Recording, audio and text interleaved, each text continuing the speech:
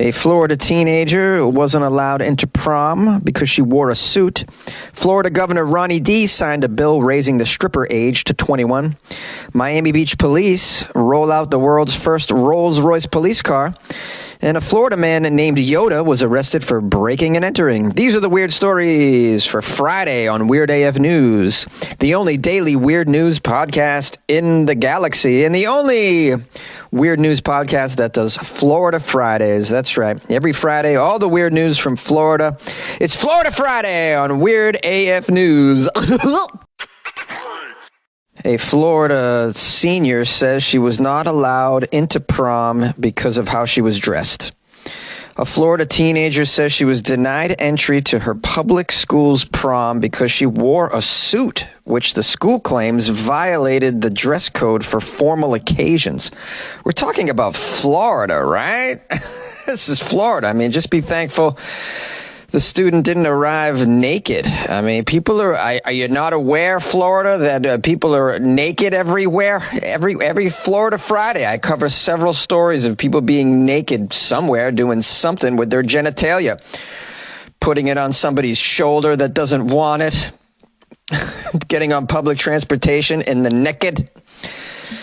We have student Sophie Savage, poor Sophie, 16-year-old at Mason Classical Academy. That's the problem. You're going to a school that has classical in the title. Of course they're going to be living in the 18th century. They have classical in their title. It's a very conservative institution. Oh, apparently it's a top-ranked charter school in Naples. Whoa, that means it's probably expensive. If I'm paying $40,000 for my daughter to attend your school, she should be able to arrive at prom dressed as, I don't know, SpongeBob SquarePants, or anyone she wants. She can arrive dressed as former Major League Baseball player Jose Canseco with a creepy mustache. You have to let her in the prom. I'm paying $40,000 a year. Jonesy, that was a strange choice, Jose Canseco. I realize that was a strange choice. We had all forgotten about Jose Canseco, the 40-40 man, among other things. Anyways, Sophie arrived at the Vanderbilt Country Club for the school. Oh, they're holding it at a country club.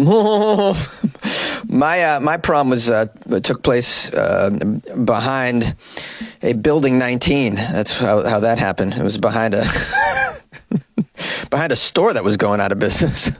I didn't even go to my prom because I had no friends. So that's how that was. Okay, so here we are. We got a country club prom. A lot of money going into this, but, Sophie's parents pay for it. So she arrived at the prom with her mother, Holly, and some friends. Well, I don't know, you could bring your parents and your parents' friends to the prom. That would have been helpful for a lot of people because they could have provided the booze. It's that all-needed booze. Apparently, Sophie was turned away at the country club. This is according to her mother, after the vice principal, Nissa Mitchell, told them that Sophie's suit violated the dress code. Holly said Sophie was told she could come back to the dance only if she went home and changed into a dress. Can you imagine that? The vice principal, shocked. Everyone, the school administration, my goodness, a woman wearing pants. Heaven to Betsy. What is this world coming to? Females dressing up in male attire. That's a double gasp as far as I'm concerned. That's a triple gasp. Oh, it's a quadruple gasp for me. Oh, a female wearing male attire? Never seen it before. Girls wearing boy gear. Ooh, it's giving me a case of the skeeby-jeebies. Where are my pearls at? It's clutching the pearls time. It's pearl clutching time. I do declare I just saw a woman wearing male pants. Now, they interviewed our girl Sophie, who said this incident made her very nervous because she had never spoken to someone from her school's administration before, which leads me to believe that Sophie has never been in any trouble whatsoever. If you've never spoken to your school's administration, that means you're a well-behaved student. I spoke to my school's administration often. Here's a quote from Sophie.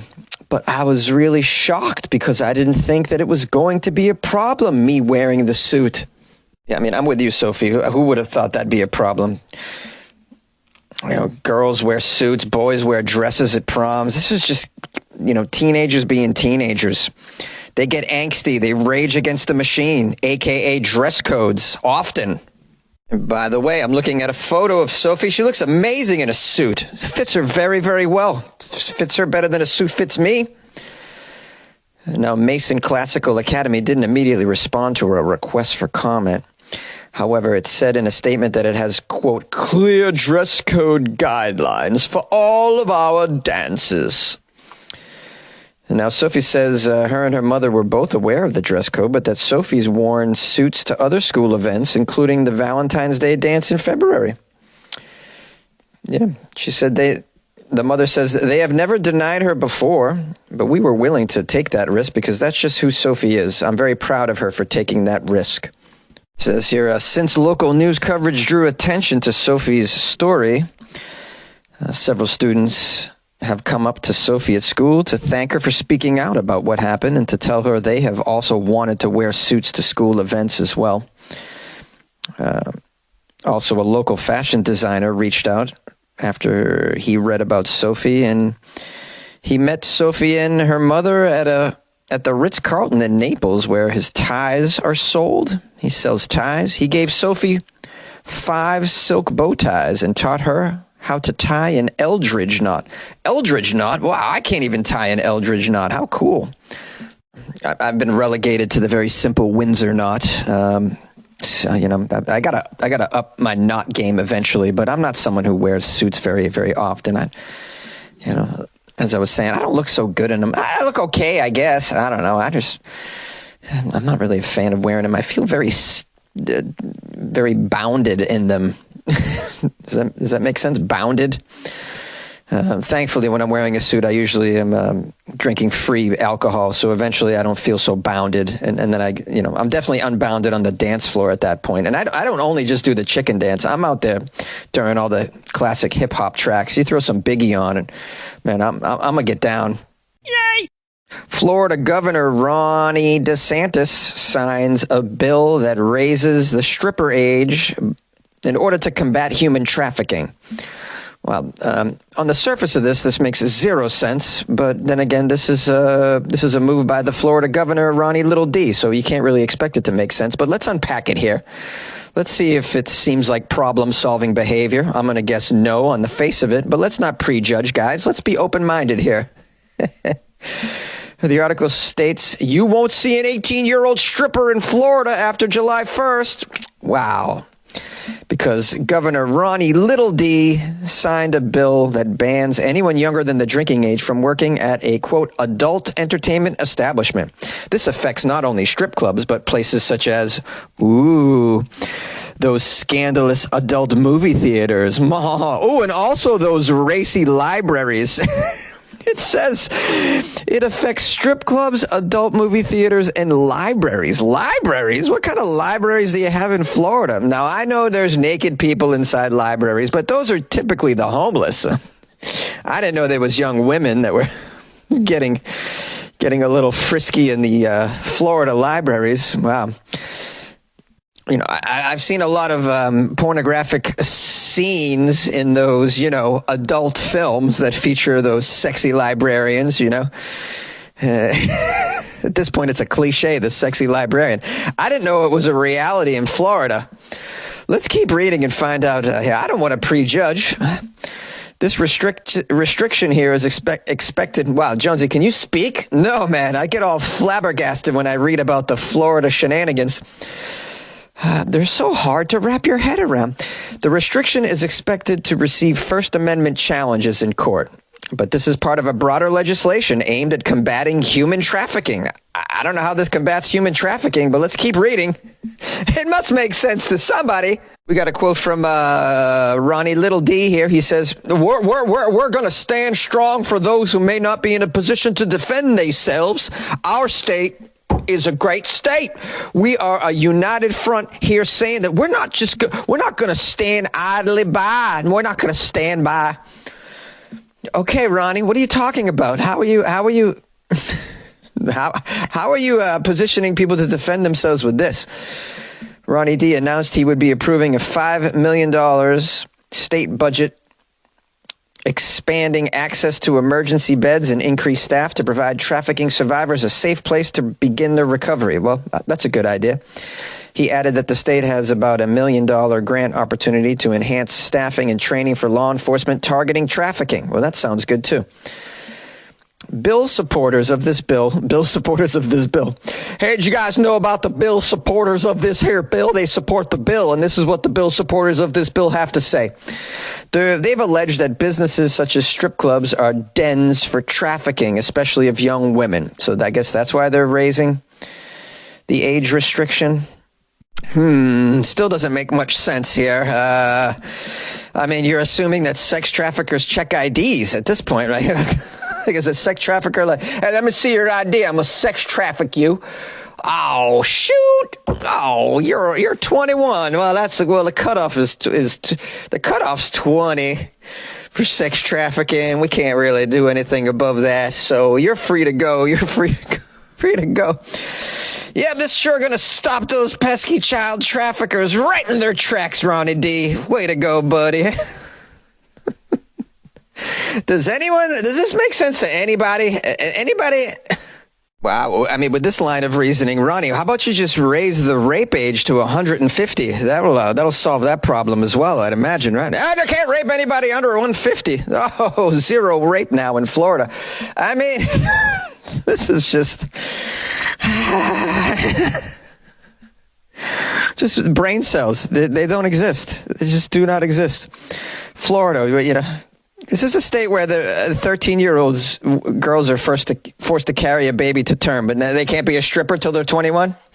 You got Florida where you can be a grandma, but not old enough to strip. Wow. And by the way, do yourself a favor.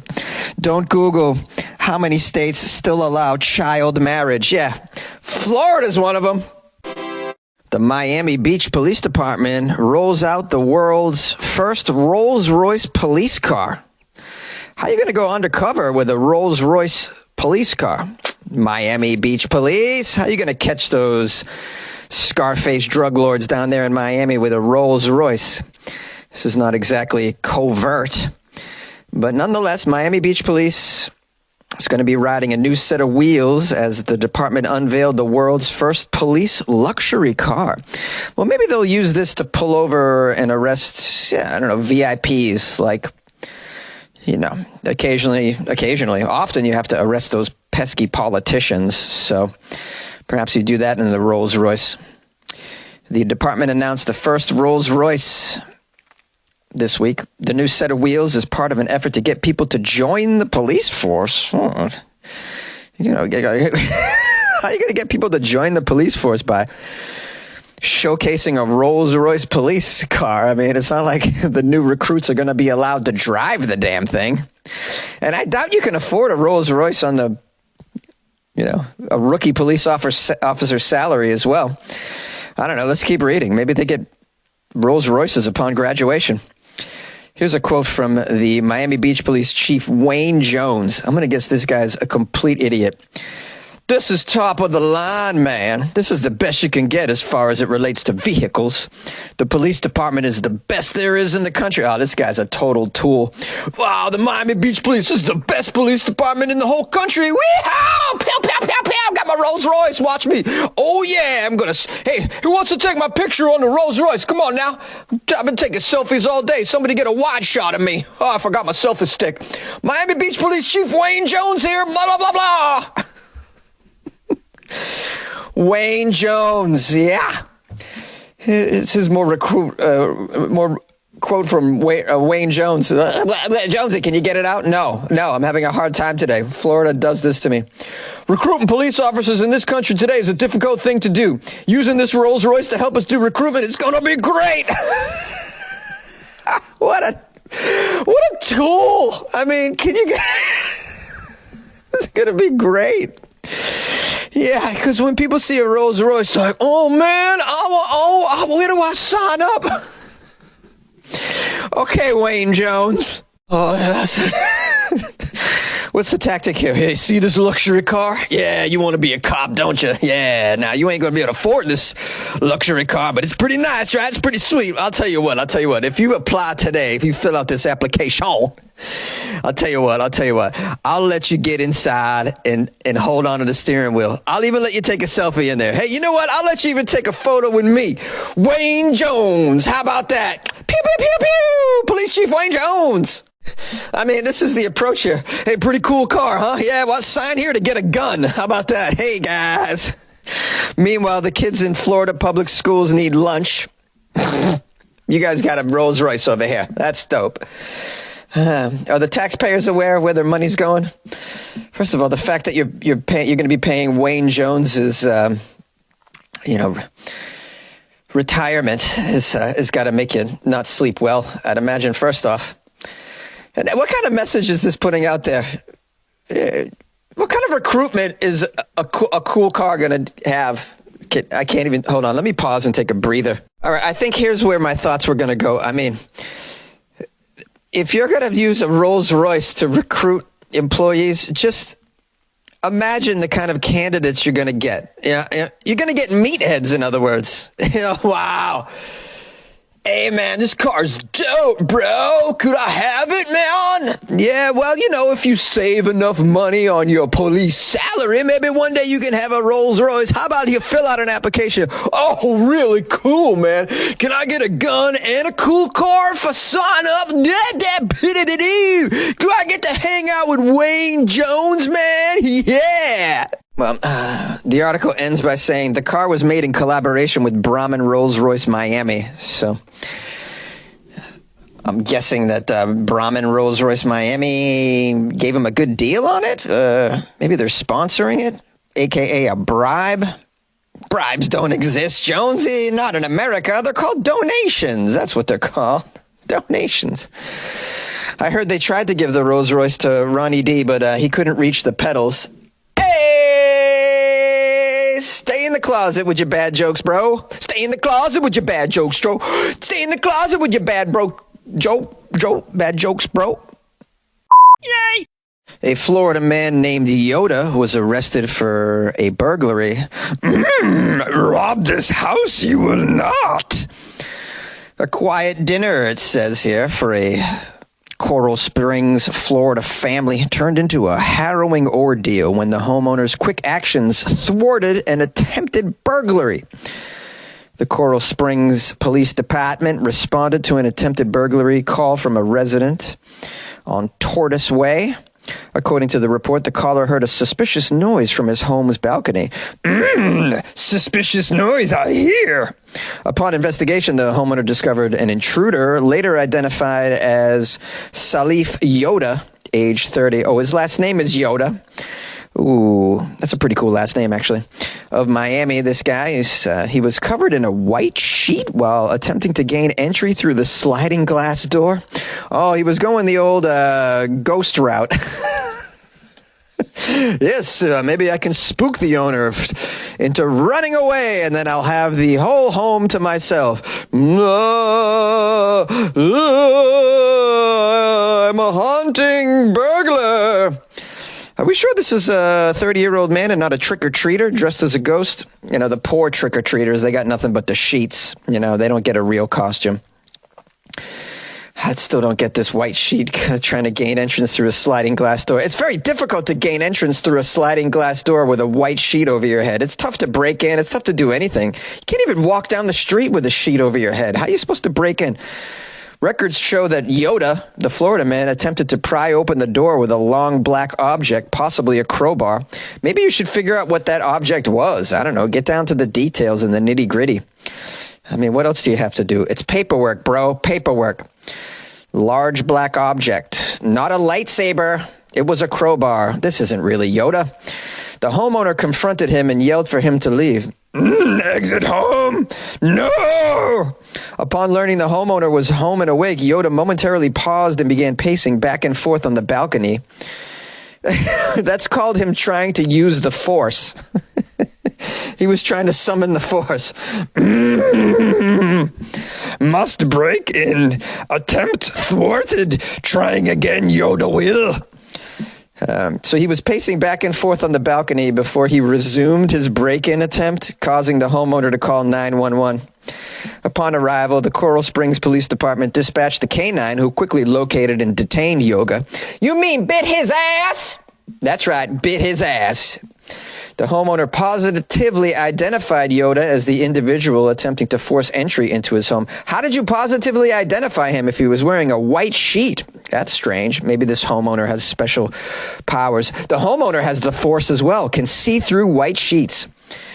The homeowner expressed his wishes to press charges, as he should. Following the arrest, Yoda was transported to the Broward Health for medical clearance after being booked at the Coral Springs Police Department and later transferred to the Broward County Main Jail. In case you're wondering where Yoda's going, Yoda's going to face charges of felony attempted burglary. He faces no bond. He has not guilty. I plea. All right. My heart, girl, is on fire. Ooh, you're my desire. And I got a thing for you. Dreams of you and me, baby.